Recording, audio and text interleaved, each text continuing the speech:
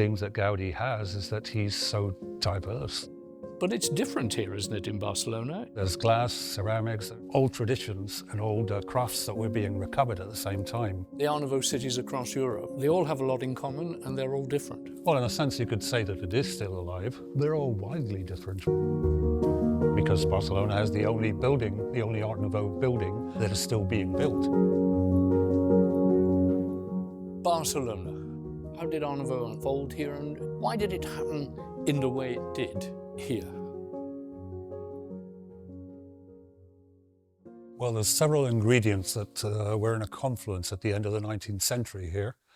One very important one was a spectacular growth of the economic activity, especially with industrialization, very much copied from England and maybe Belgium a bit. The other one was a growth of a Catalan nationalist or regionalist sentiment and trying to recover Catalan traditions, the language, literature, etc., which had been very strong in the medieval times. And at the same time, and this is very important for Catalan architecture, and that's where Gaudi and Domènech i Montaner, Josep Puig i Cadafalch, etc., all the great architects of the Catalan Art Nouveau movement studied.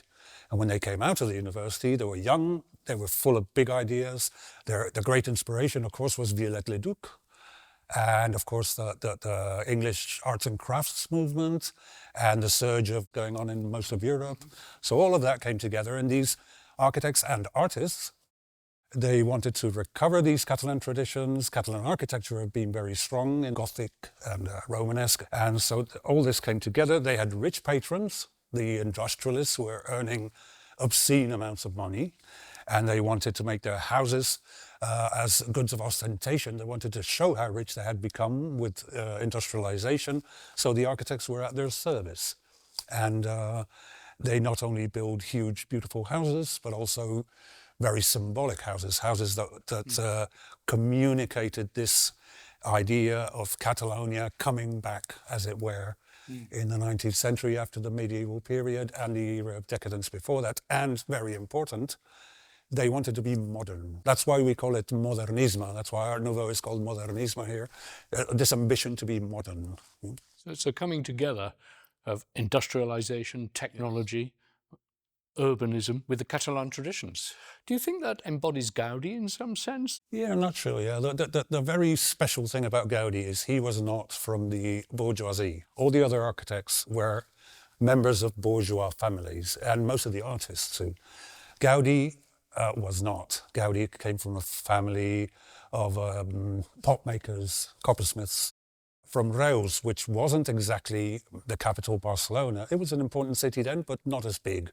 So he was more earthy, we could say. He was more nearer to nature, nearer to the Catalan working class. And so he had a different spirit. And that's what makes him, one of the things that makes him unique. He wasn't part of the academia or even the bourgeoisie, the upper middle classes, which dominate in the panorama in Barcelona. There's a special ingredient here, which is the war in Cuba, and the fact that Spain lost its colonies in Cuba, Puerto Rico, the Philippines, Guam, etc. And all the, should we say, rich entrepreneurs who were actually making a lot of money in Cuba, Puerto Rico, Philippines, had to come back to Spain, and they brought the wealth with them and the normal apparition of new rich, high upper middle classes in all of Europe. We build a character with Gaudi that's very particular, that somehow when we see his architecture, it partly explains his character as well, and vice versa. He was tremendously eccentric, yes, very, very much so. Very strong-willed. He wanted things done his way. It is said that Elias Regent, the director of the Barcelona School of Architecture, when he gave the title to Gaudi, he muttered to his colleague who was beside him, said, "Are we giving this title to a genius or to a madman?" And his colleague answered, well, time will tell. And I guess time told. He was both. He was a genius and a madman, in the sense that he was never doing what was expected. Reports from the early building of the Sagrada Familia, for example, some of them mention how Gaudi was very, very demanding to his workers, to the point that he put them at risk, at serious risk of injury or even death. And he really pressed them to work hard, to work a lot. But at the same time, when lunchtime came, he would sit down with the workers. And he had a lot of character. I mean, for example, there's a story of an architect who visited the Sagrada Familia and said that the four columns at the entrance were not exactly apart. And he got really angry and he said, well, you should know yourself that the columns in the Parthenon are not all exactly the same distance apart. And that's because architecture is an art. It's not an exact science. And maybe he was right, maybe he was wrong, but the fact is he was very angry of being criticized. He couldn't take it. As we go around the city looking at these buildings, one thing that we are struck by powerfully is the skill at work. Gaudi clearly valued that. He did. And he surrounded himself with very, very good artisans and artists. Do you have thoughts on how his national identity, how his Catalonian spirit was expressed? Gaudi loved the country to the extent that he thought that just the nature itself, the organic nature of the country would show through. I mean, for instance, here we are in a church which looks very much like a forest. The columns are not all exactly the same. They're all twisted and turned round and very much like trees in a forest. And so he thought the country and patriotism would show through nature rather than with sayings, flags and stuff like that. And also the type of architecture he did was very much inspired in traditional Catalan architecture. For example, the use of brick. Brick is very traditional in Catalan architecture, which comes, of course, from the Roman tradition, but he used brick consciously and on purpose because it was a very, let's say, Catalan or Mediterranean, if you want, architectural expression. It was his way of communicating his patriotism rather than, as you say, rather than with propaganda. So, Lluís, we pick up this idea you're suggesting of organic form, natural form of the forest and so forth. But you can't help noticing walking around the city that it's also full of animals in ceramic and metal and every material you can conceive of. Is that a special thing for Gaudi? There's plenty of animals in Sagrada Familia, but then Sagrada Familia is supposed to be the great basilica of Christianity, devoted to God in all his creation. So animals are part of that creation, as are plants. And but as far as animals, perhaps the most profuse animal is the dragon. And of course, the dragon ties in with Catalan tradition and mythology because of the legend of St. George. St. George, as I said, is the patron saint of Catalonia. And the story goes that he killed the dragon to save the damsel. And when the dragon bled on the ground, out of the ground sprouted roses, which again is another symbol of Catalan Art Nouveau, which is everywhere. Clearly, it's a culture of spectacular ornament and decoration, and that's one of the great, tremendous things we find everywhere in the city. But actually, at the same time, it occurs to us that the buildings function, that their usages come through. What's your thoughts on that in relation to Gaudi? Was he concerned that his buildings worked in practical terms? I'd say he was, and very much. And perhaps the paradigm, his masterpiece, as far as this is concerned, is Casa Milà La Pedrera. You have all the new technologies of the moment applied. So La Pedrera was the first house built in Barcelona without support walls. They were all columns. The whole of the 8 stories are supported only by columns. You could take out the facade and all the walls, all the parting walls, and the building would still stand. It's also got running water, tap water, right since the beginning, electricity, gas. It's even got lifts, electric lifts.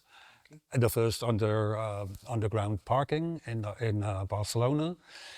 And every single room has windows to the exterior, so it has natural light and ventilation. That was very important for him. All the kitchens and bathrooms are tiled, were basically the same as the bathrooms we have nowadays. And that was not just Gaudi, of course, that was general in Europe. But at the same time, Gaudi was a staunch traditionalist, as we have seen before, in the recovery of materials, the recovery of, for example, stone in La Pedrera is absolutely everywhere, and the whole facade is made of stone, but there's also a lot of ironwork done in the traditional old wrought iron style. There's glass, ceramics, and all of these were old traditions and old crafts that were being recovered at the same time as he mixed them with new technologies. So it seems contradictory, but it's one of the magical things of Barcelona Modernisme, and I would say Art Nouveau in general across Europe, is this mingling together of traditional crafts and new technology and new materials and old materials all mixed up. There's a great sense of international belonging, of globality, we could say even. We would say nowadays, but at the same time a very strong regional or even national sentiment. And it's the genius of the Art Nouveau artists and architects, I would say, is their capacity to actually blend all these contradictions together to form this new art. In that bigger sense, the Art Nouveau cities across Europe, they all have a lot in common and they're all different. It's necessarily different because they were all trying to recover their national or regional spirit and their national or regional crafts, so that would give them a difference. And all their national legends and history, they wanted to express that through art and architecture, so that would necessarily give them a difference. But at the same time, they were very open to the world and very open to new technologies, new materials, all the advancements of industrialization. As we know, Art Nouveau trickles to a close in most areas of Europe and becomes and hatches into other aspects of modern architecture and design and so forth.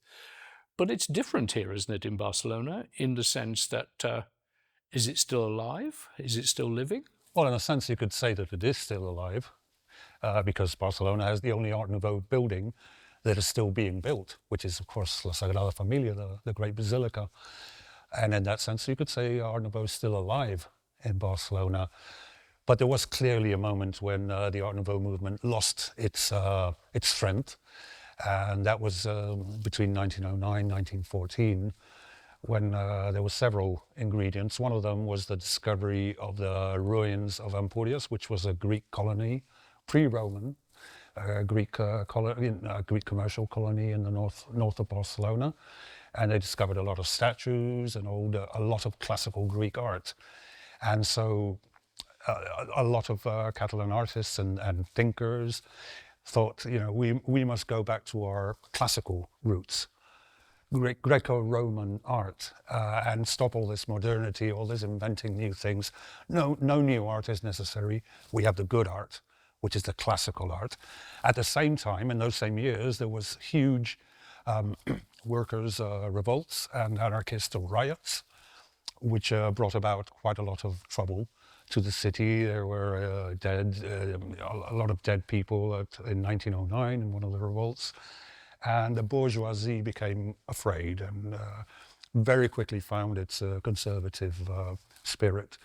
And they thought Art Nouveau, Modernisme, all this modernity, all this new art thing was inspiring the workers to want to change all the situation, even politically, economically, and we can't have that, can we? I mean, Art Nouveau is very good and nice, but we want our money and we want our safety, so as bourgeoisie. Yeah? An age of optimism and modernity came to it faltered. Yes. As we run towards, as it did for different reasons across Europe as well. Yeah, but in Europe it was especially the First World War, 1914, where it necessarily stopped because everyone was killing each other. But the Sagrada Familia continued on. And continues on. The Catholic Church is not really your regular bourgeois patron. It has another idea of things, and I don't know. Personally, I'm quite glad that the Church has decided not to change the style of Sagrada Familia so much. but rather modernize it. So you have the newest facade on the other side of the Gaudi's facade. It's different, it's more modern, but I think it preserves the spirit. It really still has the spirit that Gaudi would have given it.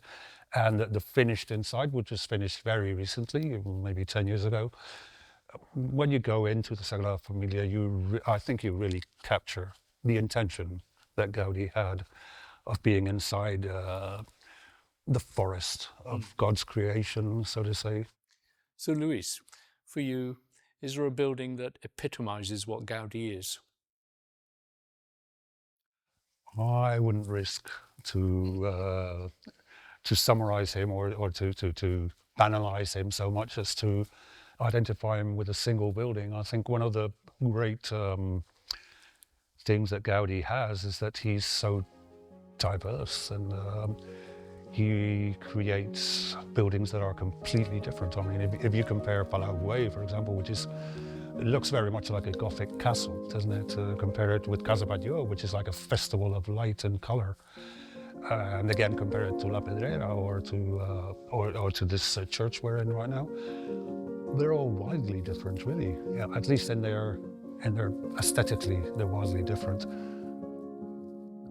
So there is no typical Gaudi? I would say typical Gaudi is all of Gaudi.